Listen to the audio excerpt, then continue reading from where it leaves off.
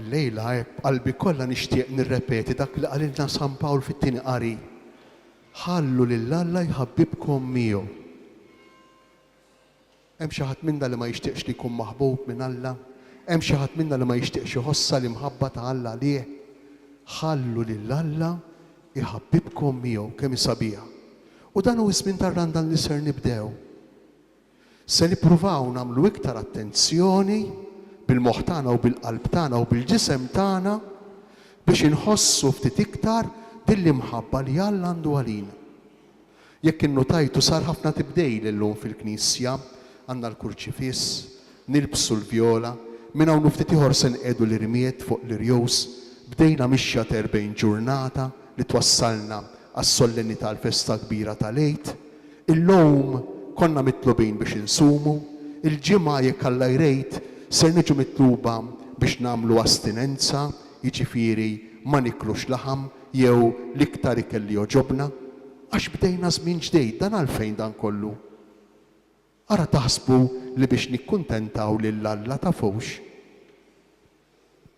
Ara taħsbu li Alla tinbidillu xi ħaġa jekk jien infaħru jew immur il-Knisja jew jekk jien ma mmurx, ma jinbidillu xejn lil Alla tafux. Imma dan kollu Alla jagħmlu għalina, Alla jagħmlu għalija, għalik, għal kull wieħed u kull waħda minna. U allura din l-okkażjoni għandna naħtfuha ta' dan ir-randan imqaddes. Għandna nħallu lil Alla iħabbibna miegħu. U għalfejn il-qari tal-lum, għalfejn il-Vanġelu tal-lum, għalfejn il-lezzjonijiet tal-lum, għal xiex jistidnuna. L-ewwel qabel kollox nixtieq indur fuqna s-saċerdoti. Ir-randan mhux għan-nies imma għalija l-ewwel wieħed, għalina kollha kemm aħna. Mhux xi ħaġa li aħna nagħmlu għal ħaddieħor, imma għalina tantu hekk il-minkejja li l-ewwel qari l-profeta Eżajija, il-profeta Ġoel, jistieden lin-nies u jistieden lis-saċerdoti biex jgħinu lin-nies jagħmlu penitenza, imma l-ewwel qabel kollox il-profeta Ġoel jistieden lis-saċerdoti biex jibku. X'kelma qawwija jibku. Jibku. Bejn l-artal u s-santwarju jibku għalfejn. Nibku l-ewwel qabel kollox għad-nubiet tagħna, nibku l-ewwel qabel kollox għall-artifiċjalità tagħna, s-superfiċjalità tagħna. Imma mbagħad nibku wkoll u nagħmlu l-ħila kollha tagħna biex żgħar, żgħażagħ, kbar, xjuħ, kif qalilna l-profeta Ġoel, il-koll kemm aħna insiru iktar veri. Fi kliem ieħor inkunu iktar kuntenti. Alla iridna kuntenti. Alla iridna veri. Tgħidu l-verità bis-sawm, il-verità bit-talb, il-verità bil-karità, iva, il-verità bis-sawm, il-verità bit-talb, il-verità bil-karità. Għalfejn Ġesu fil-Vanġelu ta' San Mattew illum jistedinna għas-sawm. L-ewwel stedina li għamlilna. Qabel ma ġejt rajt reklam tal-karozzi fuq il-mobile. U kien jgħid irridu dejjem iktar, kien bl-Ingliż. Il-bniedem irid dejjem iktar, allura jekk inti trid iktar minn dak li għandek, biddel il-karozza u ixtri dejn. Għax il-bniedem irid dejjem iktar. U veru. Jien u int aħna l-koll irridu dejjem iktar. Imma tgħid il-karozza l-ġdida, se ssikket, se taffi din ir-rieda li hemm ġol qalb tagħna għal xi ħaġa iktar. Tgħid iktar zeros mal-account tal-bank, se jsiktu, se jtaffu din il-kilba li għandna ġewwa fina, din ix-xewqa kbira li għandna ġewwa fina għal xi ħaġa iktar. Tgħid iktar proprjetà, tgħid iktar divertiment, iktar safar, tgħid iktar mat-tfal tagħna isibu posthom fis-soċjetà, se jsikked dan kollu il-kilba li hemm ġo fina għal xi ħaġa li hija iktar. Interessanti għax diġà qegħdin nitkellmu fuq is-sawm. Is-sawm x'inhu? Is-sawm meta jien int niġu konxi li tonqosna xi ħaġa. Aħna ngħidu għal it-tfal dejjem jonqoshom. Imma nistgħu ngħidu għalilna wkoll tali dejjem jonqosna, mhux hekk kieku ma ngergrowx, kieku mhux dejjem jonqosna. Ingergru għax dejjem jonqosna. U dan hu s-sawm. Is-sawm li jfakkarni li jien m'iniex komplut, li jien m'iniex sħiħ, li tonqosni xi ħaġa. U jista' jkun li qiegħed nipprova nimla dan il-vojt li għandi fija, din ix-xewqa għal iktar b'mod żbaljat, bil-karozza, bil-flows, bil-pożizzjoni ta' tfal, bid-divertiment, u ninduna li mhux jiġri xejn, m'iniex nimpela. Il-qalb tiegħi għadha vojta, il-qalb tiegħi għadha trid iktar. U allura Ġesu llum jippreżenta ruħu bħala dak li jimla l-qalb tagħna. Mhux bil-ħobż biss jgħix il-bniedem, mhux bl-takwista biss tgħix, mhux bl-ikel, mhux bil-flus, mhux bil-ġid biss tgħix, imma isemgħuha kemm is-sabiħa, imma b'kull kelma li toħroġ minn fomm Alla. Hija l-kelma tal-Alla meta nisimgħuha, meta nagħmlu l-wisa fil-qalb tagħna għalija, meta nħalluha toqgħod fija, ma ntajrux il-barra mill-ewwel minħabba ħsibijiet u preokkupazzjonijiet oħra. Hija dik il-kelma li meta toqgħod fina titbennen fina dik il-kelma timlina, tatina l-ħajja, tatina l-qawwa, tatina l-paċi, l-ferħ li tant infittxu f'oġġetti u f'xiri u f'affarijiet oħra. Is-sawm dak, it-talb. Waħda mill-problemi l-kbar tagħna x'inhi llum? X'inhi?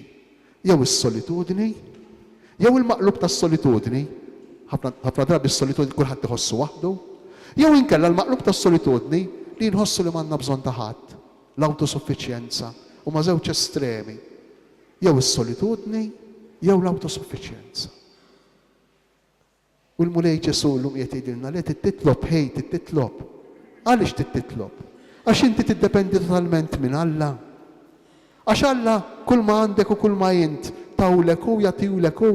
Għax m'intix waħdek. Għax m'intix awtosuffiċjenti, m'intix waħdek. M'intix waħdek. Alla jħobbok. U nistedinkom hekk inħeġġiġkom biex nerġgħu nirkupraw l-użanzi id-drawwiet tat-talb għal dawk minna li ħallejnihom għal kollox. It-talba ta' filgħodu, it-talba ta' filgħaxija, it-talba ta' qabel l-ikel, it-talba tar-rużarju, fil-randan it-talba tal-Via Crucis, il-Via Sagra. Ukoll intom tafu li fil-knejjes kollha matul il-ġranet tar-randan minn barra l-Ewkaristija, minn barra l-Quddies, issiru koll iċ-ċelebrazzjoni tal-liturġija tas-sijat. It-talb mhux sempliċement azzjoni maġika, nitlob biex tiġri xi ħaġa le, imma t-talb fih innifsu relazzjoni ma' Alla. Ninduna jien bil-mod il-mod waqt li neżerċita t-talb illi jien minix bandiera bajda tperper waħda x'imkien fit-triq. Imma jien qiegħed f'relazzjoni kontinwa ma' Alla. Alla qiegħed jagħtini dak kollu illi jien, dak kollu li għandi. Mhux ta' bxejn il-lowt, ir-rabbini kien jitolbu lil-lowt biex matul il-ġurnata ibirku lil-mulej għal 100 darba. Għal 100 darba. Ibirku għaliex, għax aħna forsi niftakru fih u nitolbu meta tonqosna xi ħaġa. U ninsew id-dimensja tagħna tippermettilna li ninsew li dak kollu li diġà għandna, dak kollu li kellna, ġej kollu minnu. Il-karità. Għaliex il-karità?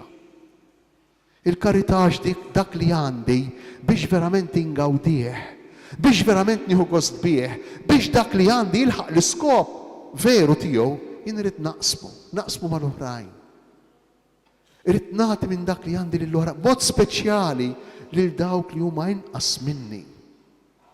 Hekk inkun bniedem veru, il-bniedem ta' veru minnu? Il-bniedem ta' veru dak li jaf li jrid jgħix maħutu ma' sħabu mal-oħrajn. Il-bniedem li jubsaqaħ mal-art, illi jaf li weħidna waħdu ħadd ma jista' jgħix. Il-bniedem veru jaf li llum jew għada se niġu bżonn xulxejn. Se niġu bżonn xulxejn. U għalhekk il-karità. Mela ra taħsbu li dawn it-tlet emejjel li l-mulej qiegħed jitlobna huma xi ħaġa għalih. Dawn huma opri li lilna jgħinuna nkunu iktar aħna, jien, iktar jint. insiru iktar veri, bnedmin iktar kuntenti. Għax Alla jixtieq ħaġa waħda matul dan ir-randan li jħabbibna miegħu. Jalla din l-Ewkaristija.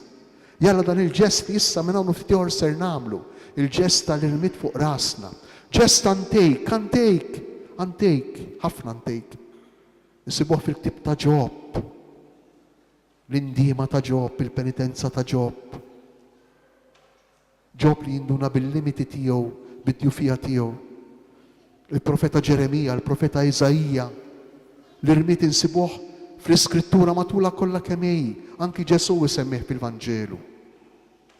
Meta l-bliet ta' Korazin u Kafarnaum jgħidilhom imma intom kif ma smajtux il-kelma li qed tiġi mwassla lilkom?